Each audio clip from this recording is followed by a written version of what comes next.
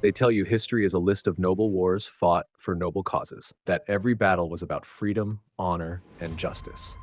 But the truth? Much of it started with a lie, a staged event, a setup so carefully crafted the public would beg for the very war the powerful already wanted. This is the dirty trick of the false flag. And no, this isn't theory, this is documented history, over and over again. Today, we're pulling back the curtain on how the world's most dangerous lies were sold and why they still use the same playbook today.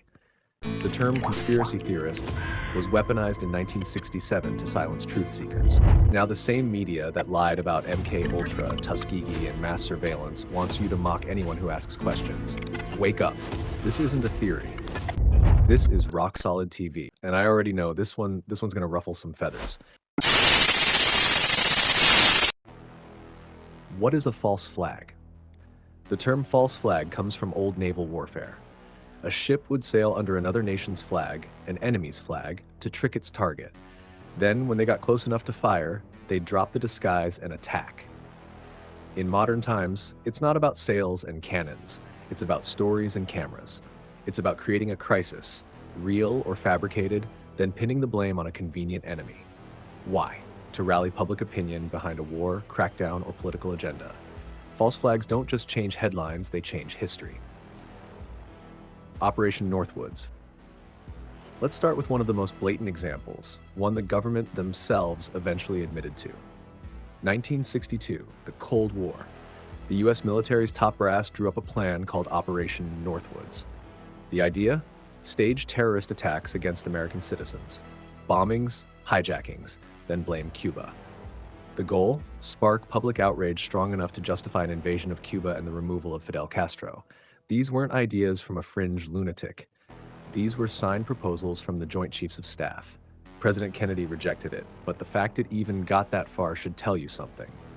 They're willing, they're capable, and they will try again if it serves their interests. The Gulf of Tonkin, August 1964. The USS Maddox is allegedly attacked by North Vietnamese forces in the Gulf of Tonkin. Within days, President Lyndon Johnson went before Congress. The message was simple. America had been attacked. We had to respond. Congress passed the Gulf of Tonkin Resolution, giving Johnson a blank check to wage war in Vietnam. Years later, declassified documents proved the second attack never happened. The enemy aggression was a manufactured story. By then, over 58,000 Americans were dead, millions of Vietnamese killed, and a nation was torn apart. False flag, mission accomplished. 9/11 and the War on Terror. Now we step into the modern era, one still fresh in people's minds and for some too painful to even question. September 11th, 2001, we all know what happened. The towers, the Pentagon, the shock. But what followed was just as important. Overnight, the US passed the Patriot Act, launched wars in Afghanistan and Iraq, and created a global surveillance system unlike anything before. Iraq was sold to the public with one phrase, weapons of mass destruction. The images of mushroom clouds, the fear of chemical weapons, yet no WMDs were ever found. The evidence had been cherry-picked, fabricated, and manipulated. Whether you believe 9/11 itself was a false flag or simply exploited as one, the outcome is the same. Achieve goals that were sitting on the shelf long before the tragedy. The psychology of a false flag. Here's the real genius and evil of false flags. They work because of emotion. When people are scared, they stop asking questions. When they're angry, they'll support almost anything that looks like justice. A false flag plays with both. It provokes the pain, then presents the solution, the very thing those in power wanted to do in the first place. It's manipulation on a national scale. It's modern examples and media partnership. In today's world, the media doesn't just report false flags, they often help sell them.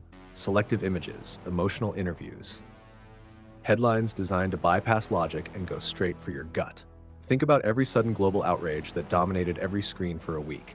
The ones where anyone questioning the story was instantly labeled dangerous or crazy. That's how you know the official story is off limits. Remember this: truth never fears questions. Lies do. False flags are the Swiss Army knife of control. They can justify war, surveillance, censorship, and economic changes in one swift move. And the more the public forgets history, the easier it is to run the same scam again, with different names, different actors, and the same ending. More power for them, less freedom for you. False flags are not ancient history. They are not things of the past. They are tools, and those tools are still on the workbench. So when the next unthinkable event happens, when the headlines scream, the flags wave, and the calls for war grow louder, remember, ask who benefits. Ask what they're rushing you to agree to. And never ever forget the last time they fooled the world. Because the biggest enemy isn't the one they tell you to fear. It's the one waving your own flag while stabbing you in the back. Stay awake, stay watchful, stay rock solid.